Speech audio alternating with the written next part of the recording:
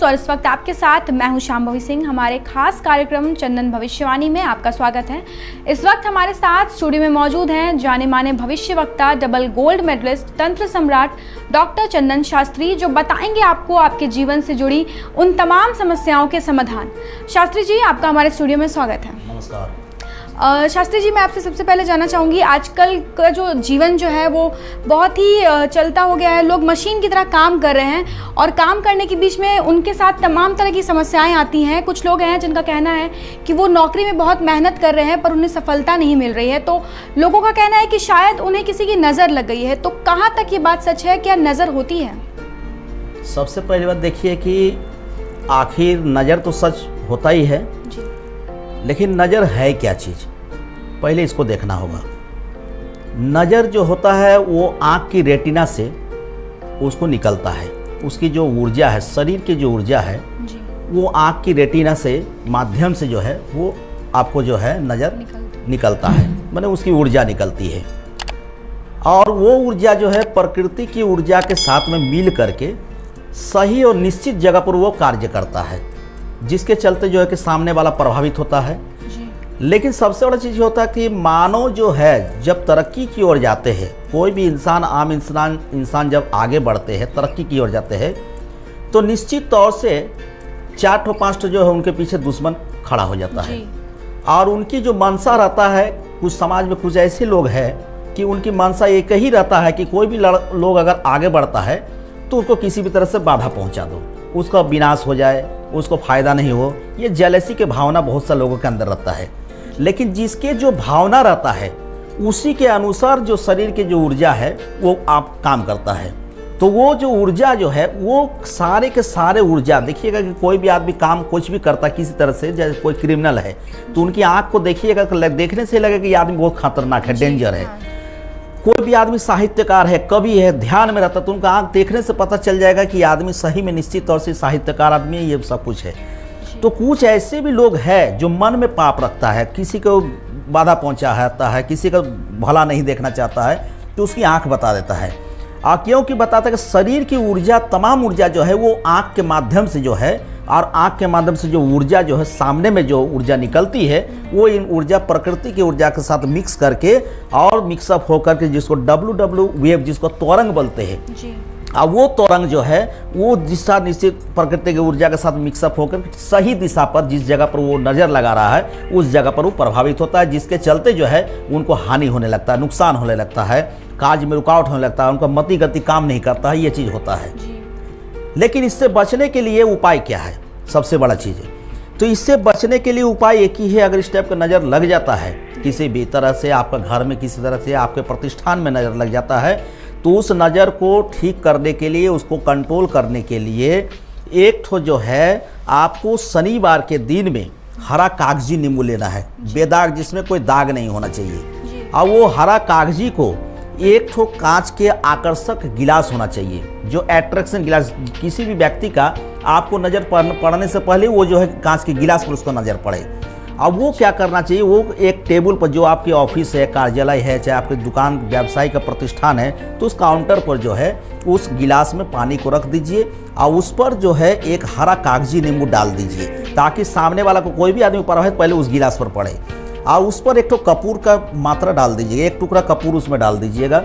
तब इसको करने के बाद प्रत्येक दिन इसको क्या करना है, जब भी आप नहा धोकर सुबह सुबह प्रतिष्ठान में जब जाते हैं, आपका व्यावसायिक स्थान पर जाते हैं, कार्यालय जाते हैं, वहाँ पर सबसे पहले काम कीजिए कि नींबू को निकाल लीजिए और उस पानी को रोड में फेंकवा दीजिए। और उसमें जो कपूर डाले थे वो कपूर जो है आपको रूम के अंदर में जो भी भगवान की तस्वीर है, चाहे और मान लीजिए दुकान व्यवसाय अगर कहीं है तो वहाँ माता लक्ष्मी गणेश की मूर्ति है, वहाँ पर उस कपूर को जला दीजिए। ऐसा करने से क्या होगा कि नज़र टोक से बचेगा और आपको प्रतिष्ठान में किसी प्रकार का कुप्रभाव और जो मानव जीवन का जेलसी भाव का जो प्रभाव है वो आपके धंधा पर, कारोबार पर नहीं पड़ेगा और आप जो है सही सलामत कारोबार कर सकते हैं। शास्त्री जी, एक और चीज़ पूछना चाहूँगी कि कुछ लोगों का ऐसा कहना है कि वो बहुत ही शौक से ज़मीन खरीदते हैं, प्लॉट खरीदते हैं, लेकिन उसमें घर का जो है वो निर्माण नहीं करा पाते। तो इसके पीछे की क्या वजह है? लोग ऐसा मानते हैं कि शायद मेरी भूमि पे किसी की नज़र लग गई है। इस बात में कहाँ तक की सच्चाई है? इसमें क्या है कि सबसे बड़ा चीज़ क्या है कि आपके कितने वर्ष की उम्र में जी आपकी भूमि से का सुख मिल रहा है, कितनी वर्ष की उम्र में आपका मकान का सुख मिल रहा है, ये तो प्रकृति के साथ में फिक्स है। लेकिन इसको ज्योतिष विद्या के आधार पर देखा जाए तो उसके आधार पर देखने से पता चलेगा कि इस व्यक्ति की जो है कि मकान का सुख कितना दिन में है, कितने वर्ष की उम्र में इनका सुख है और कौन सा वर्ष में इनका जो है मकान संबंधित सुख पूरी तरह से उनको सफलता मिलेगा। लेकिन इसके वजह से सबसे बड़ी चीज़ जो कि बहुत सा देखिएगा, बहुत सा ज़मीन जो है बनाने के बावजूद भी, खरीदने के बावजूद भी जो है उसको ज़मीन से संबंध को सुख नहीं मिल पा रहा, घर नहीं बन पा रहा। और ज़मीन जब से खरीदा तब से देखिएगा उसका घर में कोई दुर्घटना हो जा रहा है, कोई एक्सीडेंट डेथ हो जा रहा है, चाहे और कुछ हो जाता है, कोई ना कोई जब भी घर में कुछ काम करने के चाहते हैं तो तब तक कुछ ना कुछ मुसीबत उनके सामने आ जाता है, तो उनको पैसा खत्म हो जा रहा है। तो एक तरह से मान लीजिए घर बनाने के लिए बेचारा कुछ काम वगैरह करके, मेहनत करके, मजदूरी करके कुछ इकट्ठा किया है पैसा, और पैसा को जैसे ही मकान में लागू करना चाहते हैं, तैयार करना चाहते हैं, तब तक कुछ ना कुछ रुकावट आ जाता है। तो इससे सीधे देखा जाए कि वो जो ज़मीन खरीदे है उस जो ज़मीन में किसी न किसी तरह से सर्पाभिष्ट दोष है, जिसके चलते जो है कि जैसे उस ज़मीन का मालिक अगर बन जाएगा कोई भी आदमी, तो उस ज़मीन के निश्चित तौर से मालिक को उसको सुख नहीं मिलेगा। और ज़मीन में क्या होता है, सर्पाभिष्ट दोष की समझ, मतलब उस ज़मीन में कोई सांप को मार दिया है, चाहे कोई सांप का जोड़ा को मार दिया है, कोई नाग नागिन का जोड़ा को मार दिया, जिसके कारण उस ज़मीन में सर्पाभिष्ट दोष बन जाता है। और उस ज़मीन को अगर आप खरीदते हैं बिना दिखाए हुए, बिना उसको मिट्टी चेक किए हुए अगर दिखाते हैं, तो निश्चित तौर से जो है कि वो ज़मीन आपके लिए कारगर और फायदेमंद नहीं होगा। और आपका जो पॉजिटिव ग्रह है, आपका शरीर की जो एनर्जी है, पॉजिटिव एनर्जी जो है वो नेगेटिव में कन्वर्ट हो जाएगा, आपको नुकसान होने लगेगा। वहीं कुछ लोगों का ऐसा भी मानना है कि जब वो घर बना लेते हैं उसके बाद उनके घर में तमाम तरह की परेशानियां आने लगती हैं, किसी की तबीयत बहुत ख़राब हो जाती है या कोई अनहोनी हो जाती है, कोई दुर्घटना हो जाती है। तो लोगों का यही कहना है कि बहुत ही खुश होकर हमने ये घर बनाया था, लेकिन लगता है कि घर बनाने के बाद किसी की बुरी नज़र लग गई है। ये जो सवाल है जी, आज के समय में जो घर जो भी लोग बनाते हैं, चाहे कोई अपार्टमेंट खरीदते हैं, कोई फ्लैट खरीदते हैं, और चाहे बहुत मन मुताबिक घर को बनाते हैं, तो निश्चित तौर से आज के समय में जितने भी लोग घर बनाते हैं वास्तु शास्त्र के आधार पर ही बनाते हैं। ये जी। लेकिन वास्तु शास्त्र के आधार पर बनने के बावजूद भी उनको पूर्णतः सुख नहीं मिल पाता है। और साथ में क्या होता है कि जब से वो वास्तु जैसे ही बना के कंप्लीट किया, गृह प्रवेश होते होते घर में अनहोनी घटना घटने लगा। तो इसके पीछे क्या होता है कि जब हम लोग कोई मकान बनाते हैं तो समझ लीजिए कि अगर किसी का जमीन उत्तर दिशा में है और आपको पूर्व पश्चिम अगर सड़क है, रोड है, तो निश्चित तौर से आपको जो घर का जो मेन दरवाजा होगा उधर ही होगा जिधर आपका रोड होता है। ये तो निश्चित है, लेकिन हमको उसमें कैलकुलेशन करके देखना होगा। भूमि गणना एक होता है, जमीन की गणना होता है, उस गणना के आधार पर देखना होगा कि इस महीना में नाग का मस्तक किधर है। और हर 3-3 महीना के अंदर में जो है कि नाग का मस्तक चेंज होता है, बदलता है। तो जिधर नाग का मस्तक होता है उधर ही जो है उसके बाएं तरफ उसका दरवाजा बनेगा। लेकिन क्या होता है कि कभी कभी क्या होता है कि जैसे आजकल पंडित जी लोग क्या करते हैं कि जजमान जी जाते हैं, पंडित जी पूछते हैं, पंडित जी हमको कोई बढ़िया मुहूर्त बता दीजिए कि हम अगर कब हम मकान बनाए। तो पंडित जी देखेंगे कि इस महीना में 10 मुहूर्त है, इस महीना में किस में कर दिए। लेकिन वो जमीन का गणना नहीं हुआ, वो मुहूर्त हुआ कि शुभ मुहूर्त निकाल करके जो है कि हम घर बना रहे हैं, सब कुछ किए। लेकिन उसके अंदर में भी जो है उसको गड़बड़ी है, उसका जानकार बहुत कम है। इसीलिए हम लोग क्या करते हैं कि सबसे पहले उस जमीन की गणना करते हैं और उसको देखते हैं कि नाग का मस्तक इस महीना में कहाँ है, और इस महीना में ये घर, इस जमीन में घर बना शुभ होगा कि नहीं होगा। अगर ऐसा नहीं होता है तो नाग का मस्तक में अगर चोट पहुंच गया तो घर बनते बनते कंप्लीट होते तो गृह स्वामी की मौत हो जाएगी, चाहे एक्सीडेंटल डेथ हो चाहे कुछ हो। अगर नाग का पूंछ में अगर चोट पहुंच गया तो उसका क्या होगा, पूंछ में चोट पहुंचने से उनका घर में संतान की नाश होने लगेगी, संतान का दुर्घटना होने लगेगा, घर में चोरी डकैती वाला घटना घट जाएगा, पैसा का नुकसान होने लगेगा, आग लग जाएगा। अगर नाक का पेट में अगर चोट पहुंच गया तो घर में उसकी स्त्री की नाश हो जाएगी, स्त्री बीमार ग्रसित हो जाएगी, रोग ग्रसित हो जाएगी, जिसके चलते जो है कि उसको सुख नहीं मिल पाता है। इसीलिए घर मकान बनाने के लिए पहले जो है हम 99 न्यूज़ के माध्यम से मैं तमाम जनता को अपील करना चाहता हूँ, तमाम भक्तगणों को अपील करना चाहता हूँ कि अगर आप मकान बनाते हैं और उसमें किसी भी तरह का त्रुटि ना हो, उसके लिए आप 99 न्यूज़ चैनल पे आप संपर्क करिए, उसमें सही दिशा निर्देश बनेगा। इसीलिए मैं आप लोग सभी को अपील करता हूँ 99 न्यूज़ के माध्यम से। शास्त्री जी, मैं आपसे दूसरा सवाल ये करना चाहूँगी कि लोगों का ऐसा बहुत मानना है कि जो छोटे बच्चे होते हैं उन्हें बहुत जल्दी नज़र लग जाती है। अगर लोग एक बार या दो बार भी टोक दें, प्यार से खिलाते वक्त भी टोक दें, तो उन्हें बहुत नज़र जल्दी लग जाती है और वो रोने लगते हैं। तो इसके पीछे की क्या वजह है कि छोटे बच्चों को नज़र बहुत जल्दी लगती है? छोटे बच्चे जो होता है जी, वो बच्चे क्या होता है कि ब्रेन से काफ़ी सेंसिटिव रहता है जी, और ब्रेन से ज़्यादा सेंसिटिव होने के वजह से क्या होता है कि प्रकृति की ऊर्जा जो है जी, और उसकी जो एनर्जी है, वो एनर्जी बहुत ज़्यादा रिसीव करने का उनका ब्रेन के अंदर क्षमता रहता है, जिसके चलते जो होता है कि कोई भी थोड़ा बहुत अगर मान लीजिए उसके बच्चे के विषय में तारीफ कर देता है, चाहे कोई खिलावा देता है, चाहे किसी भी तरह करता है, तो उसमें क्या होता है कि उनको नज़र हो जाता है। रात में क्या होता है, बच्चे सो नहीं पाता है और ऐसा चिल्लाने लगता है, माने इतना रोने लगता है कि ताकि पूरा परिवार जो है जागे हुए रहता है।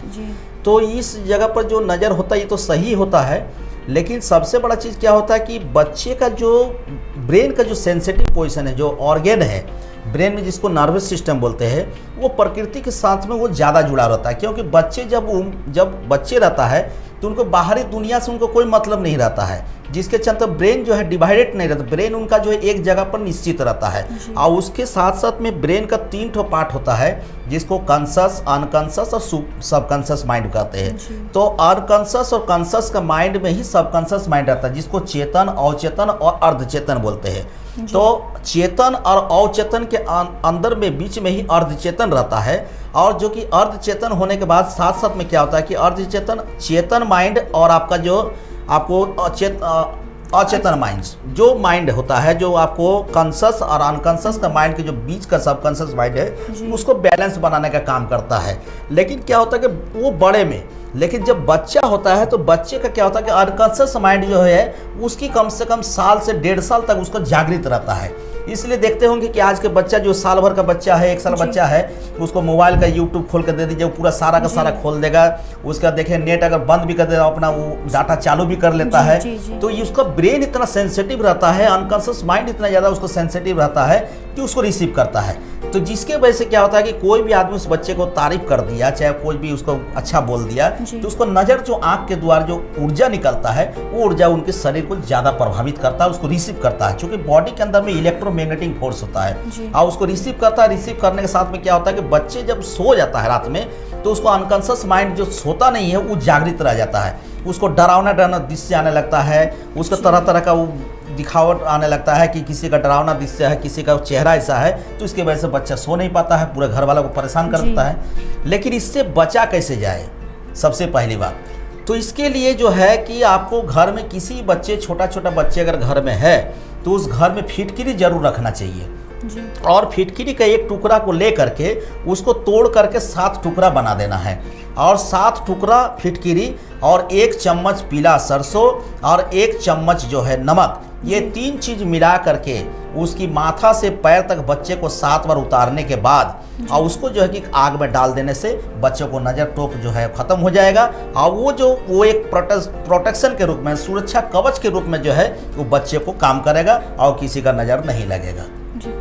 मैं अगला सवाल आपसे ये करना चाहती हूँ कि बहुत बार ऐसा देखने को आया है कि कई लोग की शादी लग जाती है, सब कुछ मतलब तमाम डेट्स वगैरह सब कुछ फिक्स हो जाते हैं, लेकिन उसके बावजूद आखिरी समय पे जो होता है वो डेट टल जाता है या फिर शादी में कुछ विघ्न आ जाती हैं। तो लोगों का यही कहना रहता है कि लगता है कि इतनी अच्छी शादी लगी थी पर शायद किसी की नज़र लग गई। इस बात में कहाँ तक की सच्चाई है? शादी का जहाँ तक बात है, इसमें नज़र टोक का बात,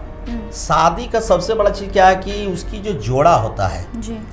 आपका वर वधू का जो जोड़ा होता है, वो जोड़ा ऊपर से फिक्स है, किसके साथ में शादी होगा ये भी फिक्स है जी। लेकिन शादी होकर उसको कट जाता है कि या उसको 1 बार कटेगा, 2 बार कटेगा, या शादी होने के बाद शादी उसका टूट जाता है जी। ये तो ज्योतिषीय गणना के आधार पर जाना होगा, क्योंकि उनको 7वें स्थान जो लाइफ पार्टनर का स्थान होता है, जो वैवाहिक जीवन का जो स्थान होता है, वहाँ पर अगर किसी भी तरह का क्रूर ग्रह, जिसको मंगल बोलते हैं, पाप ग्रह राहु अगर बैठ जाता है और उसके साथ साथ में शुक्र का अगर दृष्टिकोण अगर हो जाता है, तो निश्चित तौर से जो है कि शादी होकर कट जाएगा। शादी का सारा तैयारी होने के बावजूद भी जो शादी को उसको सफलता नहीं मिलता है और उसका शादी अगर हो भी जाता है तो उसका वैवाहिक जीवन सुखमय नहीं जाता है। लेकिन इस मामले में क्या करना चाहिए? जो कि शादी का वर मन देख रहे हैं, अच्छे घर में शादी हो जाए, कन्या को और अच्छे वर मिल जाए, नौकरी चाकरी में मिल जाए, सुखी संपन्नता से माने शादी सफलता मिले, और बच्ची जो है, किसी की बच्ची जो है आप माने ससुराल में जाने के बाद उनको वैवाहिक जीवन सुख शांति मिले, ऐसे वर को कैसे किया जा सकता है, उसमें तंत्र में क्या विधान है। तो इसके लिए एक विधान यह है कि प्रत्येक दिन सोमवार को 7 बेलपत्र, 7 अकवन का फूल और 1 पाव गाय का कच्चा दूध और 1 जोड़ा मीठा पान बिना चूना लगाए हुए, इसमें चूना नहीं चाहिए, क्या है कि उसमें सुपारी कत्था सब कुछ रहेगा, किसी भी पान दुकान से आप 1 जोड़ा मीठा पान बनवा लीजिएगा और 7 पीस बेलपत्र और 7 पीस अकवन का फूल और कच्चा दूध किसी भी शंकर जी का मंदिर में जा कर के शिवलिंग पर जो है उसको चढ़ा देना है, और उसके साथ साथ में दूध से जो है अभिषेक कर दीजिएगा। ऐसा 7 सोमवार कर देने से क्या होगा, आपका शादी विवाह में जो विघ्न आ रहा है, बाधा पड़ रहा है, वो दूर हो जाएगा और निश्चित तौर से जो है आपका बच्ची का मंगल कामना होगा और ससुराल का सुख संपत्ति मिलेगा। शास्त्री जी, मैं आपसे अगला सवाल ये करना चाह रही हूँ कि कई बार ऐसा होता है कि बहुत हंसता खेलता हुआ परिवार रहता है, लेकिन अचानक से उस परिवार में झगड़े होने लगते हैं, कलह होने लगती है, तो लोगों का यही कहना रहता है कि काफ़ी अच्छा परिवार था, हमारा खुशहाल परिवार था, लेकिन शायद किसी की बुरी नज़र लग गई है। तो ऐसा क्यों होता है और नज़र का प्रभाव क्यों पड़ता है इस प्रकार से? इस प्रकार से जो देखा जाए कि ज़्यादातर जो घर में देखिएगा पति पत्नी में हमेशा झगड़ा होता है जी। मान लीजिए किसी का बेटी को अच्छे घर देख करके शादी ब्याह दिया, मान लीजिए अच्छे परिवार को देख के दिया, उसके बावजूद उस घर में अशांति होता है। इसके मतलब क्या है कि उस घर में जो है नकारात्मक ऊर्जा का प्रवेश हो चुका है।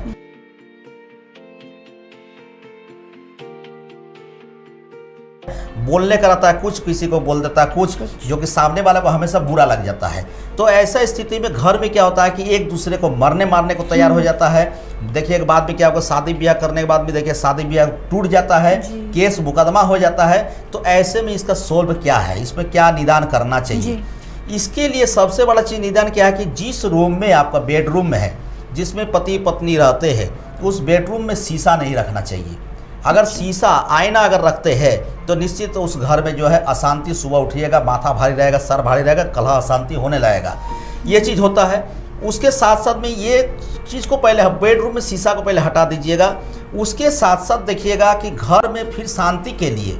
आपको जो नमक होता है, जो हम लोग नमक का सेवन करते हैं, जो हम लोग नमक से खाना बनाते हैं, उस नमक को जो है कि कांच में बॉयम में उसको डाल देना है और उसके साथ में 7 लौंग डाल करके, जो लौंग तो बहुत सुगंधित चीज़ है, बहुत टेस्टफुल चीज़ है, उसको जो है नमक में डाल दीजिएगा और नमक में डाल के साथ में उसको ढक्कन लगा करके घर के नैऋत्य कोण यानी पश्चिम और दक्षिण कोना में उसको रख देना है। और रख देने से ही क्या होगा कि आपका घर में सुख संपन्नता आने लगेगी, घर में सबको मानसिक शांति मिलेगी, ये चीज़ होने लगता है। और उसके साथ साथ में जो है घर में प्रत्येक दिन जो है मोटा नमक, पहले हम लोग देखते थे मोटा नमक मिलता था, अगर मोटा नमक मिल जाए तो अति उत्तम है, समुद्री नमक वो मिल जाता अति उत्तम है। और नहीं मिलता तो जो नमक हम लोग इस्तेमाल करते उसी नमक से ही पानी में 1 बाल्टी पानी में 1 चम्मच नमक डाल करके उस पानी को प्रत्येक दिन, उस पानी से घर में पोछा लगाने से घर में सुख संपन्नता बनेगी और आपस की वैवाहिक जीवन का तालमेल बना रहेगा, घर में सुख संपन्नता और शांति का वातावरण बना रहेगा।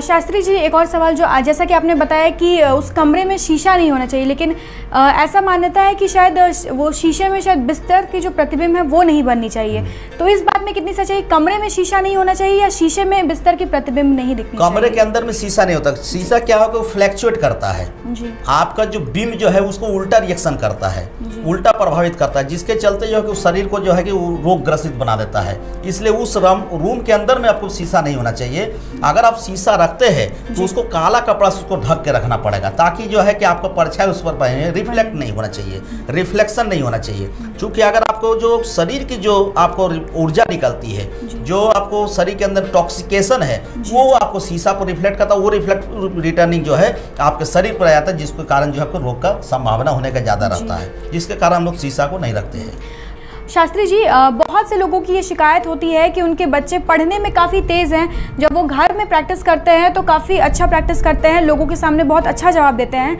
लेकिन जब उनके रिजल्ट्स आते हैं तो रिजल्ट्स अच्छे नहीं होते, उन्हें क्रॉस लग जाता है, तो इसके पीछे की क्या वजह है? उसके पीछे की वजह यह है क्या कि उसके जो विद्या के स्थान पर है, जो आपको 5वें स्थान जो लगन कुंडली जो होता है, कुंडली के जो 5वें स्थान होता है उसके विद्या के स्थान में पाप ग्रह केतु होने के वजह से जो है,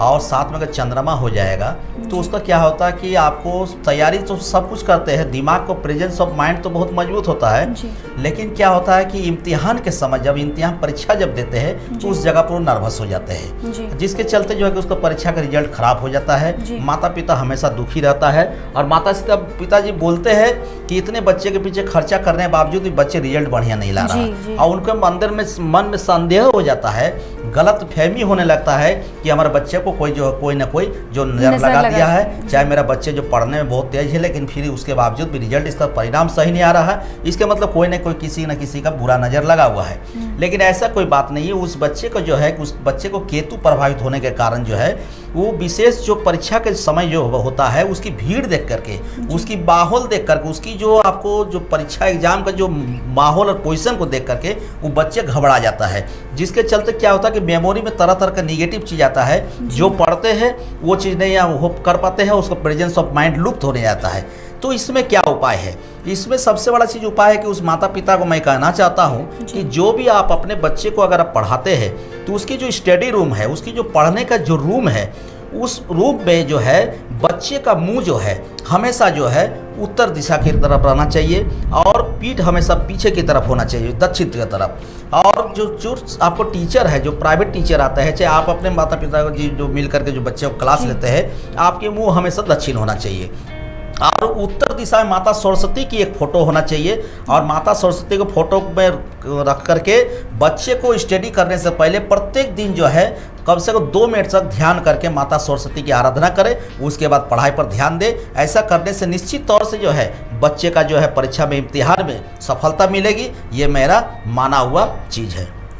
और एक आखिरी सवाल मैं आपसे करना चाहूँगी कि ये तो आपने हमें बताया कि नज़र लगने के बाद क्या कुछ उपाय हम कर सकते हैं, लेकिन इससे बचने के लिए हम क्या कर सकते हैं? क्योंकि ऐसी मान्यता है, कहा जाता है कि रोग के आने के पहले ही हम उसे क्यों ना रोक दे, तो इसके लिए हम क्या कुछ कर सकते हैं कि हमें नज़र लगे ही ना? हाँ, उसके लिए सबसे बड़ा चीज़ है कि सबसे आसान और सरल तरीका बता देते हैं।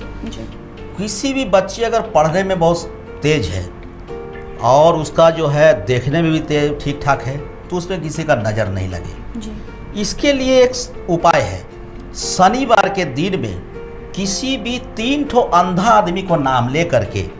जैसे 3 अंधा आदमी का होना चाहिए, चाहे काना आदमी, एक आंख से जो काना हो उनका भी नाम ले सकते हैं, जो दोनों आंख से अंधा है उसका भी नाम ले सकते हैं, नाम। वो हाँ नाम, और उसकी जो नाम ले करके वो धागा में 7 ठो गांठ मार देना है, काला धागा में, और काला धागा में 7 गांठ लगा करके उस बच्चे का हाथ में कलाई में बांध दे या उसका गला में उसको बांध दे। वैसा करने से जो होता है कि बराबर के लिए जो है आपका नज़र टोक से आपको सुरक्षा मिलेगी और उसमें सफलता आपको हमेशा मिलेगा। जी,